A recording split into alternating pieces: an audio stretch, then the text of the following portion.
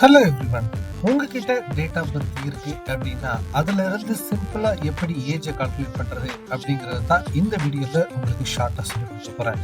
Suppose உங்களுக்கு இந்த இடத்துல எப்படி டிஓபிஸ் இருக்கு அப்படின்னா நீங்க ஈக்குவல் டு கொடுத்துக்கோங்க. இப்போ டேட்டட் இஃப் அப்படிங்கிற இந்த ஃபார்முலாவை டைப் பண்ணுங்க. இது இன்பில்டா உங்களுக்கு வராது.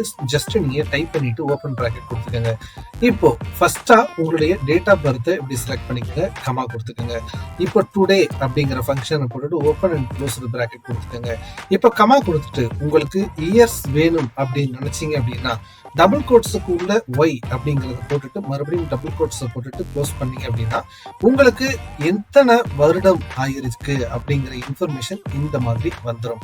இப்போ இது ஜஸ்ட் நீங்க கண்ட்ரோல் டி கொடுத்தீங்க அப்படின்னா ட்ராக் பண்ணிடலாம்.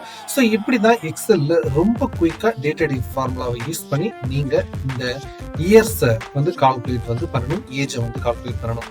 சப்போஸ் உங்களுக்கு இந்த இயர்ஸுக்கு பதிலா மந்த் வேணும்னு நினைச்சீங்க அப்படின்னா ஜஸ்ட் அந்த ஒய்க்கு பதிலா நீங்க எம் அப்படிங்கறத போட்டீங்கன்னா எத்தனை மந்த் இருக்கு அப்படின்னு சொல்லிட்டு உங்களுக்கு வந்துடும்.